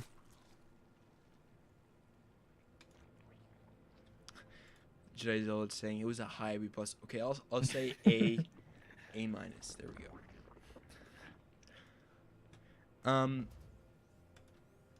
So yeah, it's because our Terran players are just so standard. They're macro players, not the dirty cheesers of ScSwrm. Honestly, though, I do feel like that's one of our weaknesses is not preparing specific strategies for sets. I think a lot of our players, or I think the mentality in PsiX is because we have really good players, is sort of practicing general macro things, you know, getting your mechanics down, which I think in the end will help you improve. But you can win CTL matches by preparing these kind of wonky builds that catch people off guard. And that's what ScSwrm did last season, really. They came out here and did some Zerg cheese. I mean, look, the finals was like cheese after cheese after cheese of creative Ling all-ins and stuff like that. So, yeah. I mean, that's the thing, though, is that can win you CTL games, is not this general macro mechanics. Oftentimes, they are just these weird, quick games. I mean, yeah. I mean, if it's a best of one, like, you know, why not bring out the cheese, get the easy win, right? I mean, yeah. I guess maybe down the road, maybe more practices in defending against cheese or something that might help the team in general. Yeah. Because the cheese will definitely eventually come. I'm pretty sure. Oh, it's Kino in the chat. I think he's still in Britain, saying, "Hey, Snoopy." Oh, hey, Kino, what's up? Kino Hope, played for some CTL a while ago. Yeah. He's actually been playing in a few of our other team leagues. Like I think he played in the Validity team league and also ATL, America's Amateur as well. Just recently, at least. Yeah, and Kaino also I think was visiting with Volticus. Got to meet up with him. Okay, Kaino's been in the Oh, U.S. for a while, but I know he was in the UK for a bit. I think studying. and Kano's been one of our longtime members, so Yeah. always nice to see him play again. So, oh, actually, the Reaper does goes down to the 4 links of Blisk, does but he just got the second gas. Now that doesn't give too much away, but it looks like Terran Lord's going for that standard 4 Hellion opening with Banshee play, but he's actually getting a Viking out first. This Overlord does see and scouts everything, so nice scout. Yeah, Bliss coming in here with the Overlord will sacrifice it just to get a scout. And it looks like Terran Lord going for that Pult Viking. We saw him go for it on Dreamcatcher. It, honestly, I'm a huge fan of it. Gets you a couple Overlord kills early off and gives you map presence. Map presence can prevent things like laying run-bys. Ooh, thank you, Kaino, for the 30 bits, man. Much appreciated. He says, "Feel the power." Oh, these Hellions get surrounded, and oh no. Yeah, I think that was a bit of a overextension there by Terran Lord. Ah, that is tough. When you lose your 4 Hellions, initial 4 Hellions as a Terran, that really kind of sets you back because you can't harass, you can't deny creep spread, you can't get any harass done. Now, Terran Lord does have the Banshee, so that gonna provide him some harassment tools. But again, Bliss scouted that way earlier, so he's already got spore callers set up at each of his bases. So he's well prepared and well defended at this point. Yeah, and also on that Lost and Found, of course, has that smaller choke, so it's nicely defendable for Zerg as the game goes on. And getting his fourth up as well. That's a nicely timed fourth. So yeah, Blisk in really good shape. Terran Lord gonna still be trying to poke in with these Hellions here and there, perhaps, and with his Banshee. But if he's not careful, he could end up losing them because there's quite a few queens, like you mentioned at the third. He's got to be careful here. Yeah. Oh man, I wish Terran Lord would like patrol his Vikings all over the place because you see all the overlords are on the map. He could get a lot of overlords at this point with that Viking. But looks like Terran Lord is gonna go for that Hellbat Banshee timing. And here we go. We got a nice flank by Bliss though, Wow, but it's sick still engage. against Hellbat. Yeah. But Hellbats are pretty strong, so they survive.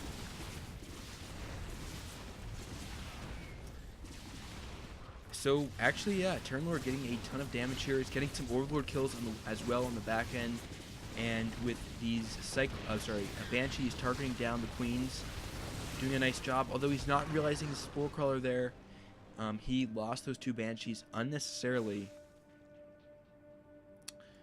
That's unfortunate for him. He didn't need to lose those. Could have just pulled him back from that Spore Crawler.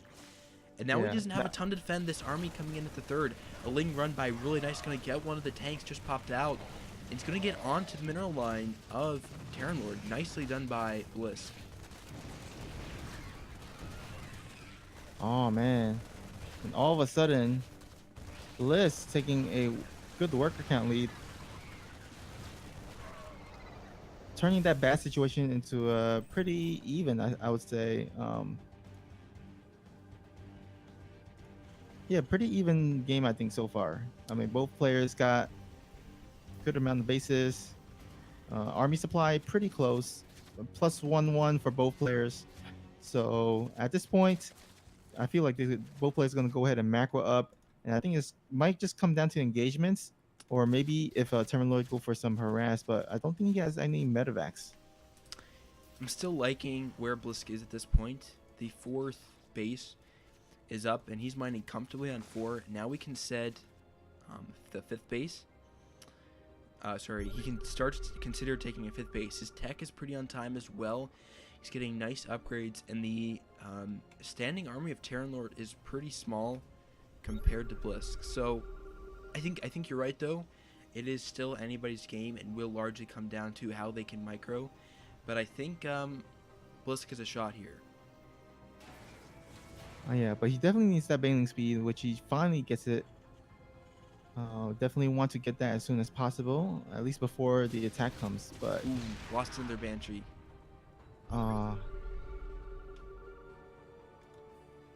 So it looks like people in the chat are having a discussion about Minnesota, and I don't know what your thoughts are about Minnesota, but in my opinion, it's just way too cold. Yeah, it's definitely cold. Not gonna lie. It just seems like there's nothing. Like, I mean, are there cool cities, or it just seems like a lot of flatness? Oh man, Gorgonoth with the Minnesota savagery. I mean, yeah, I don't know. So, Jedi Zealot, tell me about the greatness of Minnesota and North Dakota too. Looks like Abzur is from there. No, she's actually in Illinois, I thought. But anyways, man, Terran Lord losing another medevac. It's a bummer. Yeah, but you know what? I'm not mad about that because at least he's trying to do some medevac res. Although I think he will do better if he actually sent one medevac to the bottom and one medevac to the top, so you can at least pull the Zerg army. And it's you could get better damage done that way, I think, instead of just one place where you're gonna harass. The Zerg army can just pull their whole army there. Terran Lord getting a nice Overlord snipe at the bottom corner. It's a nice job from him, and his standing army is looking quite scary. Now remember, Terran Lord is a very strong contender for this spot. He is Diamond 1 now, but he's been a Master 3 a lot of the time, and I think he does have a MMR advantage over Blisk here, so his army macro is going to be a bit better. But like you said, it's going to come down to positioning. If Terran Lord gets caught really out of position, then this could be really bad for him, especially with Banelings. But if the siege is strong and it's on point, then I think Terran Lord will beat Blisk in a fight. All right, so this is one of those cases where Zerg has a way bigger worker count, but because of that, the Terran army is way stronger and way bigger. Now again, it still will come down to the engagements. Don't want to. Oh, that was close. Don't want to engage the Marines into the Banelings. Want to get a better tank spread. The three. I like the 3 tanks, but it's kind of bunching together. So I think. Oh. Cagelings are in the natural as well. Terran Lord not on top of that. They're getting some SCV kills, and meanwhile,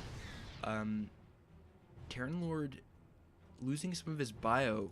And I agree, I do not like that he has these tanks down in this little gully here, which means they're not covering each other.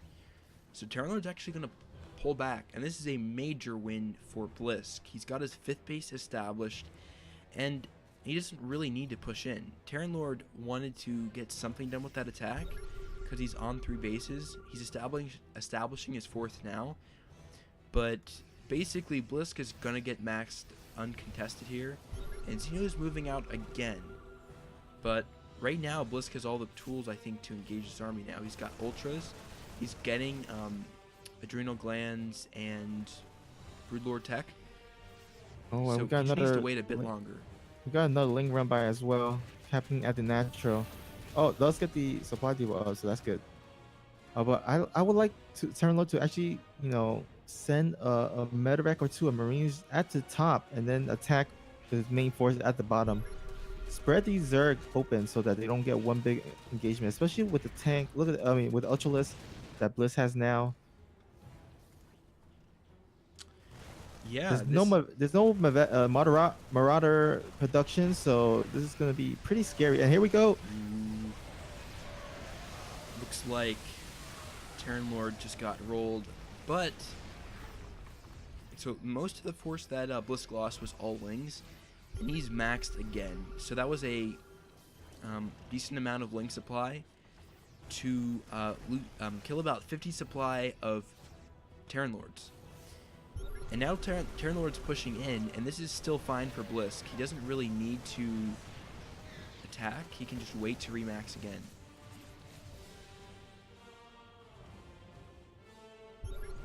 Oh man, imagine he sent that second group of army to the top, killing that Zerg hatchery and all those drones. That'd be so nice. Now he's stuck in this little choke area where Yeah, this is horrible. This is terrible. this is Here's the thing, is that Bliss can take not great engagements as long as he's taking supply. Because he's producing Ultralisks like this, there's nothing he can do, and Biotank doesn't work like that. He just Marines just tickle Ultralisk. If all those Marines were Marauders, then we might be in a different situation there. But still really bad for Terran Lord. Yeah, and right now all his barracks are pretty much on reactor except one, and so he can't even make a lot of Marauders at this point. Yeah, I think this was a wrong call from Terran Lord, especially if you're going bio, and if you're producing that many Marines, then I think you have to be aggressive with drops, and Terran Lord wasn't. He was in the beginning, he tried to get a few drops, but wasn't able to make it happen. I think you need to continue the double prong drops later into the game if you're committing to that many Marines, because later in the game, Marines lose a lot of value. Yeah, definitely need to do the double prong or even triple prong attacks. Now, Terran Lord still stuck on 3 bases. He is making his 4th base, but look at that army of the Zerg. So many Ultralisks, 8 Ultralisks, 3 Infestors, a bunch of Lings, Hydras, and Banelings to spread around, and even some Corruptors. So it looks like he's even transitioning into Broodlord soon, as he's got his Greater Spire done already. Actually has a 2nd Spire, so he's definitely gonna look to go into Broodlord tech, it seems. Terran Lord still on 3 bases. Not much he can do Okay, here. yeah, he's trying to do the drop harass here, but I feel like it's a bit too late. At this point, the Zerg has more than enough to like kind of defend all those little drops harass from here or there. So it's kind of tough to get any harass done this stage of the game. Yeah, it's too late. Terran Lord, instead of pushing up this little gully here, that would have been the time to do it. And but yeah, you're right. Nothing really I think Terran Lord can do here.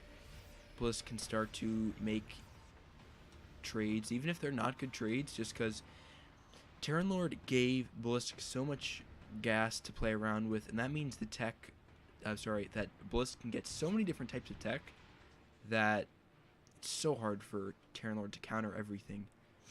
Yeah, at this point, he could get any tech he wants, even Mothership if he wanted to. Yeah. Get the Could you imagine Mothership with that Brood Lords, Ultralisk, and all that Corruptors and Hydras? I'm trying to imagine it. Remember It will definitely bring you down to like 5 FPS. Yeah, I mean, do you remember are you saying like Archon Toilet kind of? Oh yeah. Oh, that I missed the Archon Toilet. Those are usually the most exciting part of the games, right? Yeah, Back in the day. those are nuts.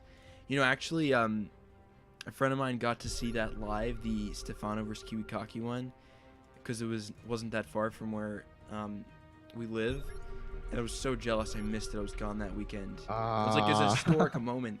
It's terrible.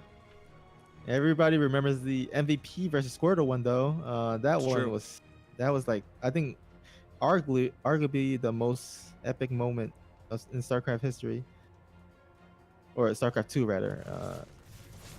I haven't seen much Brew War games these days, so I can't really compare. But yeah,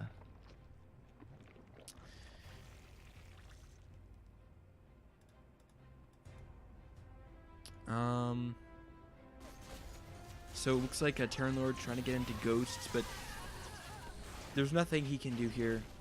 So, what do you think Terran Lord needs to do for Game 2 to get back into the series, Snoopy? wait, I don't think he's playing Master set, right? Is he? Oh, This is a still Diamond set, right? you're right. This is a best of one. So I'm used to Terran Lord being a Master player, so I assumed immediately it was a best of 3. So you're right. This is going to be the end of Terran Lord here. I mean, he does have a lot of goals. I mean, maybe it's a miracle nukes he can get back to the game, but even so, like, look at the bank of Blisk. Yeah, 10k I mean, minerals, 5k gas. yeah, he's as rich as the Monopoly dude. And yeah, 13 Broodlords on the production tab.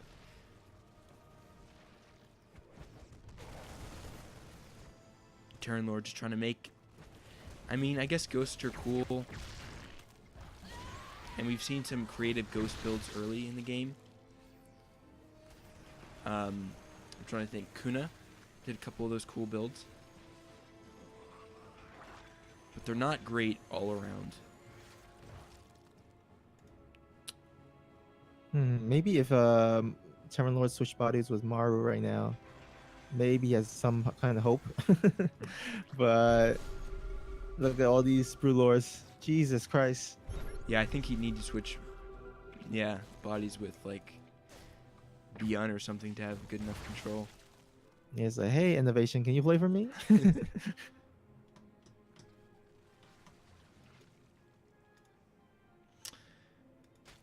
go.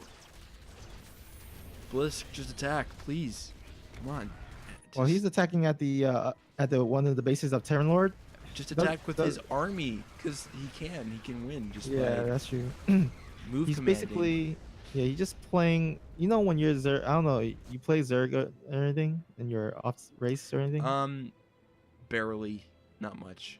Okay, so I play Zerg off race, and when you get to the point where you're like, you got this game, like, sometimes you just feel like just doing what he's doing right now, just like macroing, mining out all the maps and getting a huge bank, and then just like creating this ultimate like army composition, and just like bleeding this Terran out. It's the Zerg psychology. Yeah, for sure. Basically. I guess Protosses do it too, but maybe it's something about Zerg that makes people want to do that. Yeah, I think they have easier access to like all the tech pads, so they feel like they can go all out or something, or they could wait it out and just go everything. Because you can counter pretty much if you get all the tech pad, you can counter anything that the Protoss or Terran can do. Pretty much, you just gotta.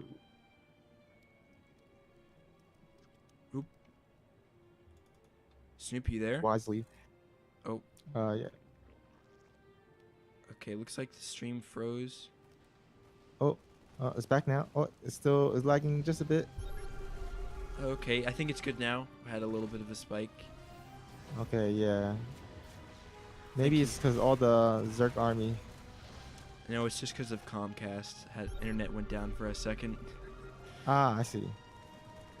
All right, yeah, it looks to be good now, so that's good. Don't worry, guys, you didn't miss much. Yeah, I'm just gonna say the same thing. We turn back to a riveting late game TVZ. You just missed the Zerg army standing still. Pretty much. Come on, Blisk is building static defense in the middle of the map. Putting salt to the wound. This is bad. I mean, Terran Lord, he knows it too. I think he's just having some fun with ghosts at this point. Yeah, pretty much.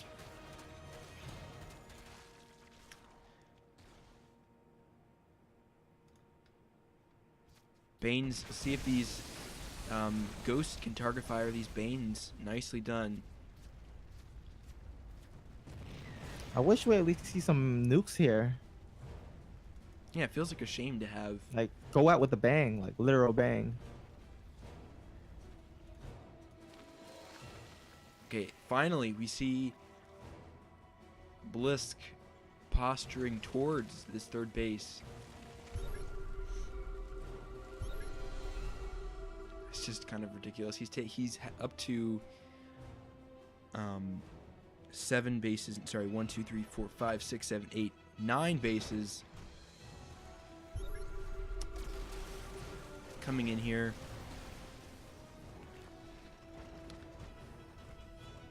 Oh, pitfall. Nice 10 out of 10 joke. How do you know when a Terran player is good-mannered? He tanks you after the game.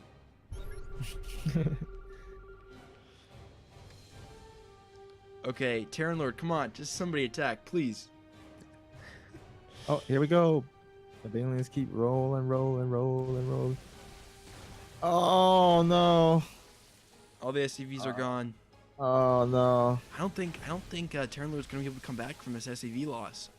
Snoopy. I just don't think it's possible now. I think that was it. I don't know. He has a lot of ghosts. Maybe he can make magic work. Goes for a draw, maybe. Just waits for Blisk to mine the whole map out and then goes for a draw. Yeah, I mean 200 isn't far from 13k minerals. So. It's true. Okay, here we go. Nice fungal on the ghosts. Chain fungal. There we go. Banelings rolling in. Finally, we will see a conclusion to this game. The ghosts are trying to do something. Actually, yeah, pretty lackluster finish there for Terran Lord. I was hoping he could maybe get some sort of cool nukes in at the end, but no dice. Maybe in the future. All right, so basically, ScSwrm has already officially won because they got their 4th win with that one, right? Mm-hmm. Yes. And so we're. Oh, sorry. Go ahead. Oh, go ahead. Okay, moving on to Masters game. Master set. So it's going to be Azen Flip Fu versus Chris. Asian Flip Fu. Asian Flip Fu. Yeah, AZN is short for Asian. Right. Okay. That makes a lot more sense now. I've for like a super long time I've been thinking. You've been wondering. Okay. For our very last set of the night, everyone, the Master set in the bottom corner of Dreamcatcher, we have the light blue Zerg, Chris. And spawning at the, I guess, 10 o'clock position, I would say. It is the pink Terran representing PsiX. It is Asian Flip Flu. Nice. That's an A+.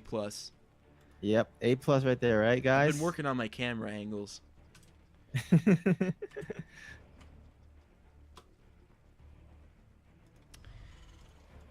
So, Dreamcatcher. Talked about it a lot. Will we see something aggressive out of Chris? Some 2-base play, some Nidus cheese, some Roach. What do you think?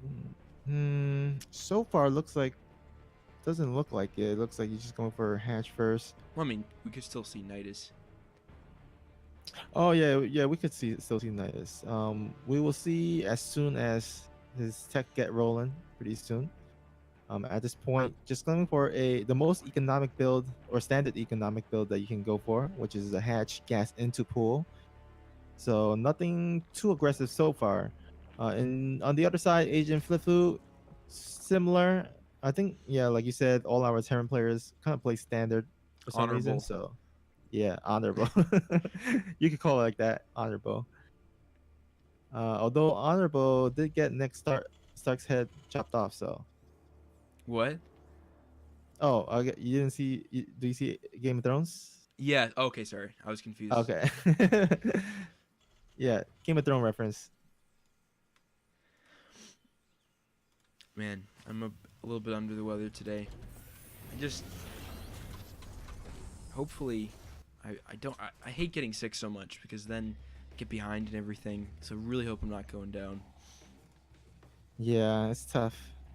But I guess like if you're gonna get sick, you get sick before winter comes. Sure. Winters. That's why I hate winter so much. Is because it's the time of sickness and death.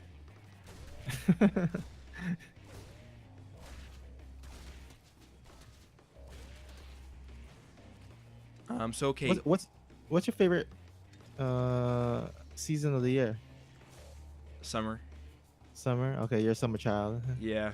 I was born in May, so I get. Well, that's kind of summer, I guess. Yeah, I see. Early summer. No, it's spring. It's spring. So I should like. Is that how it works? You're supposed to like the season you're born in. Not necessarily. Okay.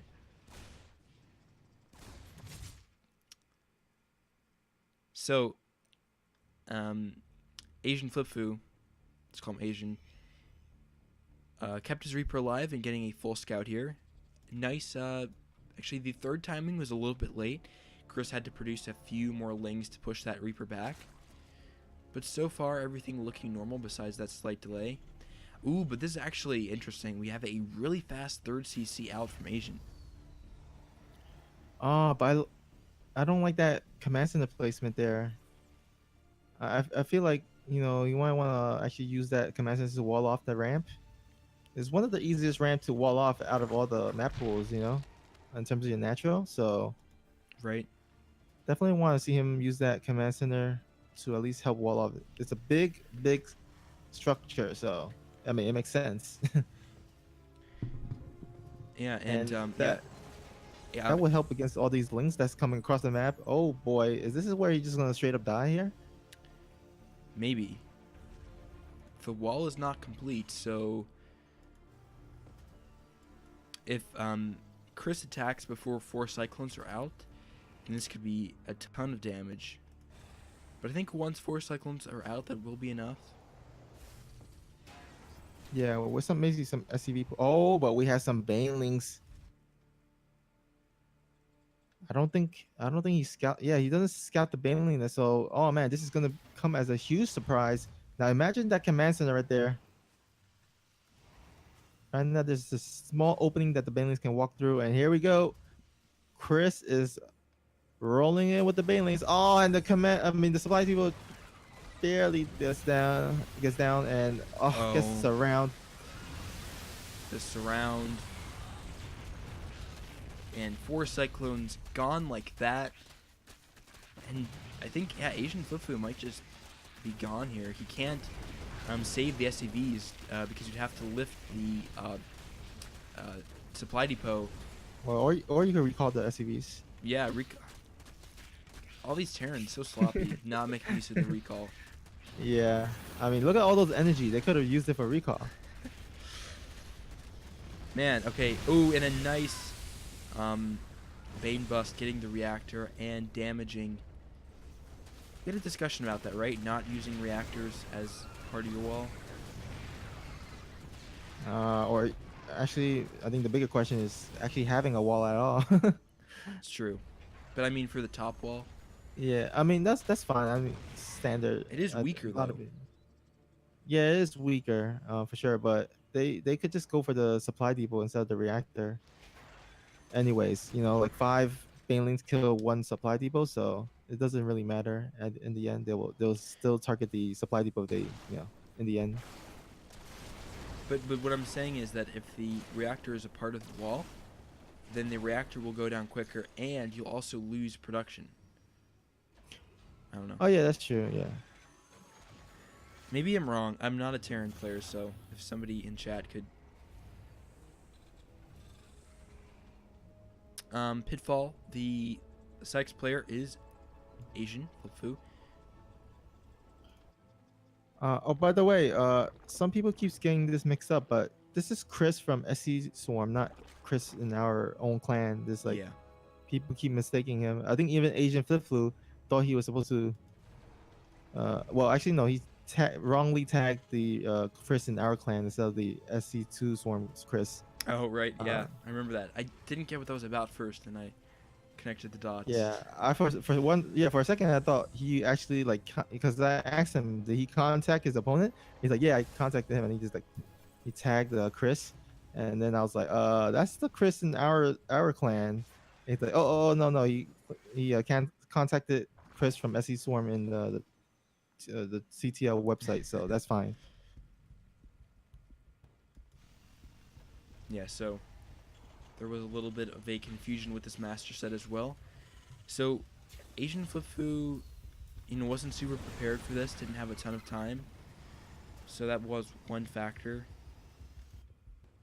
And Chris getting his 4th base established in a pretty good position. Okay, we have Spire. Now, I like this a lot because Asian's set back a ton in his tech and his economy. So a Muta Switch could be really strong here if there isn't missile turrets out. Well, plus Asian Flip-Fu is going for a mech, which Muta Switch can be really extra good against mech composition as well, because you're not going to have a lot of anti-air. And there's no turrets as well. Yeah, there is an engineering bay up, so turrets can be built now. But it's unlikely that he's just going to blindly build some turrets. These days, Muta Switches just aren't as meta as they once were, or Mutas in general. So, yeah, I think it's very likely that Chris could totally blindside Asian with this Muta Switch. And he can do this Muta Switch only because he did a lot of damage in the beginning, so... I mean, if sometimes Terran, if they don't suffer any economic damage, they can just straight up counterattack before this Muta comes out, and the Zerg will be pretty much dead. But because Terran was set back so much, he can go ahead and switch to the Mutas without any problem. And 18 Mutas on the way. Jesus, this is gonna hit like a ton of bricks. Yeah, I'm not sure why Chris took out that little... Okay, the group of rocks in the middle, but... Because he can't counterattack against, with the Mutas. Yeah, but I was thinking, Chris could also try to get in there with his lings anyways. But, we'll see, where does Chris go? He needs to move out with his Mutas and get into the eco. Because the Liberator count is climbing, and if Chris has a really good reaction time, then he can fight Mutas with Liberators. So the Mutas need to get onto that economy as soon as possible. Here we go. Cover your eyes, guys. SCV count is dropping so fast. Liberators are here, but I mean, so many SCVs already gone. And yeah, okay, the Mutas are all going to just get shredded, it looks like. Oh, no, yeah. there's enough. There's enough Mutas. Oh, man. And all these lings are going to come in later on, too. Oh, Muta is doing more SCV kills. Asian's not going to have very many SCVs left. He has 20. They're somewhere. They're all at the 3rd, that's why. But lings are getting into the 3rd. Oh my goodness. Yeah. Oh, with that hold position as well. Nice. Nicely done. Great all Banelings. these Banelings.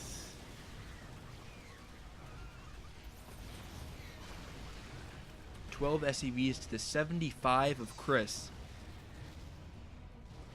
That was some great Muta control there in that beginning fight to just absolutely win this game. And now the Cyclones are going to force these Mutas back, but this game is over. Yep. Basically, you got to hide your wife, hide your kids, hide your dogs, hide your cats, because the Mutas are here. Yeah, and I think... So, in this game, it's really just... He went for such a fast 3rd CC that, that is a economic risk. I don't know what you think about that, but... Is going 3rd CC blind very common anymore? Yeah, it's fine, but the main thing was he just needed a wall so that the Banelings doesn't get on top of his whole army. Because if he just positioned his Cyclones at the ramp, you can still kill the Lings, because the SCVs can pull back to the main using the mineral trick, and the Cyclones will be at the ramp and just killing the Lings, because Lings doesn't really kill Cyclones if they're in the choke area. If they get to surround, though, that's a different story, which they did at the end. Yeah, Ling's coming in to seal the deal. So I guess you're right. I think maybe the third CC just seemed a little bit earlier than normal.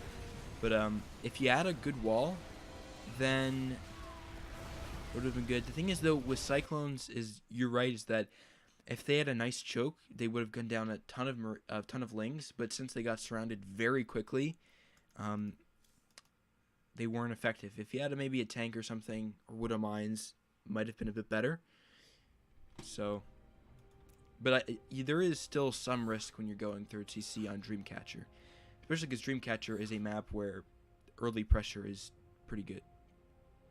Mm-hmm. Now, guys, a little interesting note that this was Asian Flip Flu's first CTL game. Like he never been in it before. At least I don't believe he did. But this was his first CTL match. But unfortunately, it's going to be the last one as well because he did recently reach Master 1, so he's ineligible. So he can't play anymore. But still, unfortunate that his first one is also his last one, at least for this season. Maybe next season, but we shall see. Yeah, our feed demotes down. There's still quite a few weeks. We'll see what happens, especially. Wait, when is the new ladder season?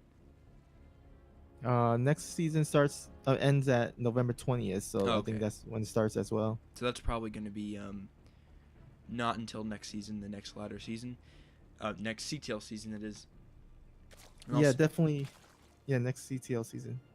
Nem asking, yeah, they pretty much have all Zergs. They have a couple players here and there, some randoms and Darrens, but generally they are an all Zerg clan for CTL.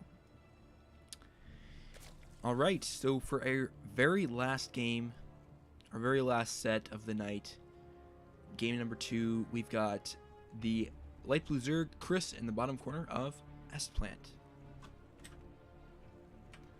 And at the top left position, we have the pink Terran representing Psionic Aftermath. It is Asian Flip Flu. You know what? I wonder what race he is in real life. I mean, yeah, I don't know. Maybe Caucasian, maybe Hispanic. I don't know. I've heard him talk. I've heard him speak. Yeah, I don't know. I'm just gonna say that. So okay. I'm running out of things to say, Snoopy.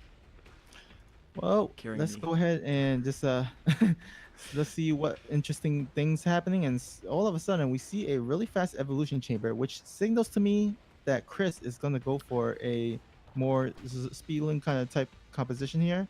Maybe getting a +1 quickly and relying on that to either defend or actually put a timing rush. Looks like, yeah, he's getting melee, so we might actually see the same thing, the Zergling with the Baneling, and kind of bust it in, but this time with +1, which will make those Zerglings, or the Speedlings rather, later on much stronger. Yeah, and of course, as in going for a CC on the low ground, if he does go for third CC, which sorry, he's not going, but then sorry, Chris might be able to get something done. Did he cancel something? Yeah, Oh. he needed to save the drones from the Reaper, so he morphed that into I think Spore, and then canceled it as soon as the Reaper left. Okay, nice control from Chris. Chris's third base is going to be a little bit delayed, not too horribly. Produce those extra, of course, because he's getting the +1, but still a nice timing of the third. So Chris is going to come in with a Ling attack, and I don't know, what do you think he's going to be able to get done here? Well, basically, we'll see if he goes for a Baneling Nest, but if you just go for mainly Lings, then you'll probably just go rely on the Lings for defense, kind of put the pressure on the Terran player, and then just drone up behind it. But it looks like he's going for Baneling Nest, so he is definitely going for that Ling Baneling, same bust as last game. And this time we'll see if Asian Flippo can hold it, because last game he definitely had a chance, but needs to definitely wall off the natural. Now this wall and the natural is much harder than Dreamcatcher. Dreamcatcher is more easier, but this one you need a bit more buildings. So this is gonna actually be even more effective for Chris this time around. Yeah, and Chris also just barely saving his Overlord, putting it on that pile, and that's pretty big. That's was going to be a delay in his attack if that went down. And now Flipfu is actually moving across the map with Cyclone, Reaper, and 2 Hellions. So it's going to put some pressure on the third. And Chris is going to turn around. No, he's going to split up his army. This is really nice. Third CC is already morphing in the main low ground of the natural. No. But a nice surround. Gets everything there for only a couple of lings. And now he's in the natural. It's going horribly for Asin again. And the lings, okay, barely gets a raise in time. But still so many SCVs going down in his entire army. Bailing's morphing in the natural for Chris. So nice. Okay, Hellions are here. So they're going to roast a lot of these lings. But still, a lot of damage being done.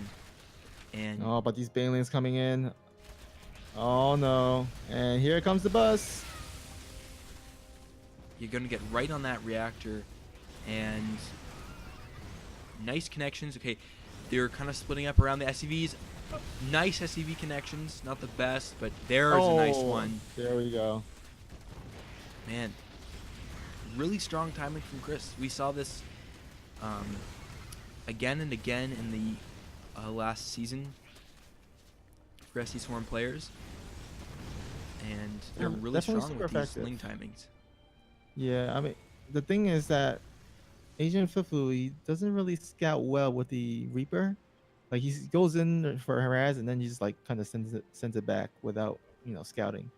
Like you want to scout the drone count at the natural. You want to scout if you can go in all the way with the Reaper. You can scout like the Bing Nest or even the Evolution Chamber. If you see the Evolution Chamber, that kind of gives you a hint as well. But just unfortunate for Agent Fufu. Oh, but he does get some counter damage done, which is pretty nice. And yeah, that was actually an insane amount of drones. 20 drones just went down. That could be the spark he needs. Yeah, but he's down 23 more or 22 more still. It's true. So we got a Roach Warren coming out from Asin. Maybe he will just wait for roaches. Got Roach speed and missile attacks being researched. Plus a fourth for Chris is on the way. Even though he will have to start droning. I think Chappyman is Chris here. In the Twitch chat. He says, sorry boys, I went for this because he does the Cyclone Quick Dirt every game. Okay. Hey, I don't blame you. You know, if you did your scouting and you know this, then definitely a good decision to go ahead and make him pay for the greediness. Yeah, it's really strong, and another thing which I like about it is it doesn't sacrifice too much. I'm sorry, his third was still up at a decent time, despite this early pressure, so it's not an all-in, but it's a calculated way to get some nice damage done. So yeah, I like it a lot. Yeah, I mean, this is what you get for scouting your opponent. You get advantages like this, like you know what they're doing, and you can like come up with a plan to counter it from the beginning and get the win for the CTL.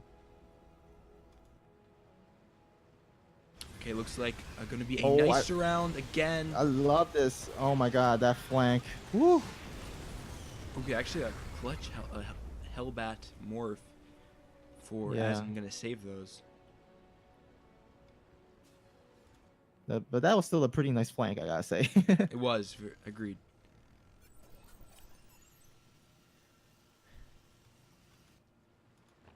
Roach is being morphed for Chris coming across, and will be able to deal with those Hellbats. Yep. Blue Flames about to be done with +1 as well, so maybe he can go in for another attack, maybe get some more drones. But it looks like roaches are being made and walking across the map, so definitely not the units you want against these roaches, because Hellions don't really do much against roaches. Uh, and okay, he's making a door, but that's gonna be one door against so many roaches and ravagers. This might just be the ending kill here. Yeah, I think Chris is so far ahead in drones that it doesn't matter how Asian plays this. Chris is going to come in with these Ravagers. Very well executed game from him.